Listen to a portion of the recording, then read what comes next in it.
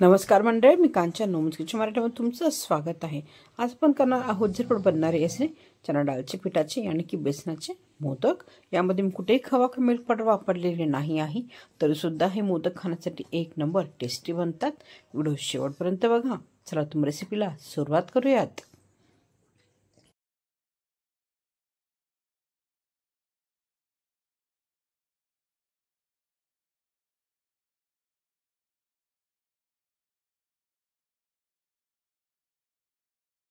कढईमध्ये टाकणार आहे 4 चमचे तूप।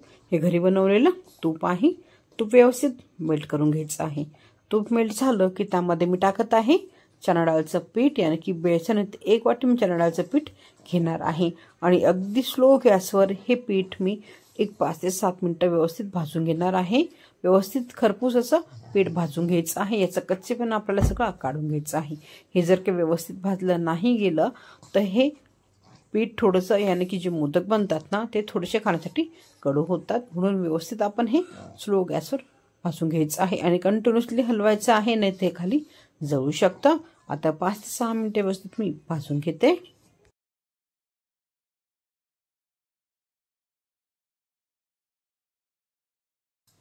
एक 5 ते 6 मिनिटं झाले आहे। पीठ पण आपलं चांगलं भाजलं गेलं आहे। त्यामध्ये टाकत आहे सुकं खोबरं आणि काजू। सुकं खोबरं थोडंसं किसून घेतलं होतं आणि मिक्सरला ग्राइंड करून घेतलं होतं आणि मिक्सरला ग्राइंड करताना त्यामध्ये मी 5-6 काजू टाकले होते। तुम्ही कोणतेही आवडीनुसार येथे काजू किंवा बदाम वापरू शकतात।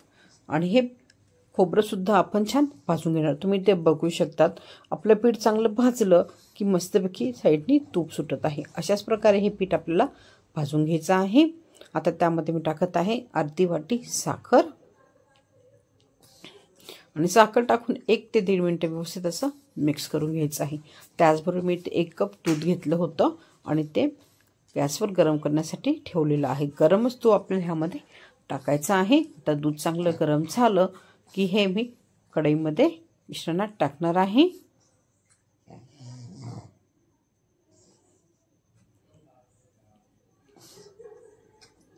आणि दूध टाकल्यानंतर कंटिन्युअसली हे आपल्याला लगेच मिक्स करायचं आहे, नाही तर याच्या गुठळ्या होऊ शकतात। तुम्ही ते बघू शकतात, खूप झटपट ही प्रोसेस आपल्याला करावी लागते।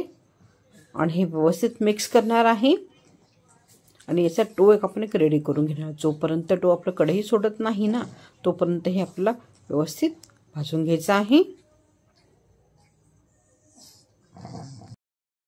तुम्ही इथे बघू शकतात, इथे परफेक्ट असा डो रेडी झाला आहे। आता ह्यामध्ये मी अजून टाकणार आहे 1 चमचा तूप। व्यवस्थित मिक्स करून घ्यायचं आहे। आता इथे आपला मोदकासाठी परफेक्ट असा डो रेडी झाला आहे। आपण हा एका ताटात काढून घेऊयात।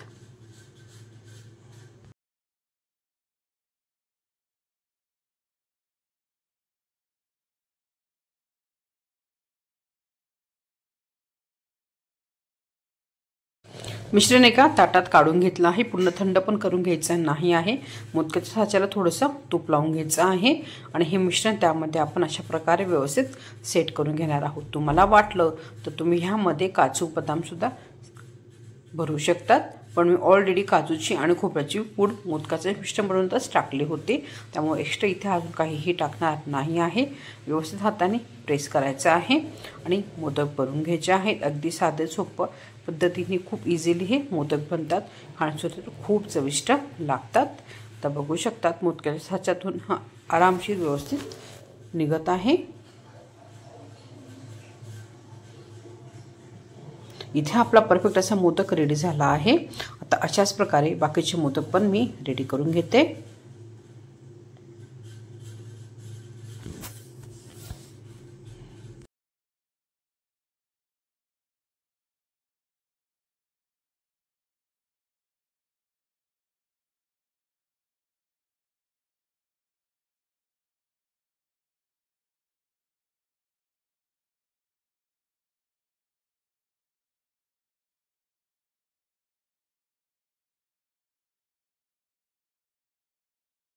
इथे तुम्ही बघू शकतात किती परफेक्ट स्मूथ असे आपले मोदक रेडी झालेले आहेत।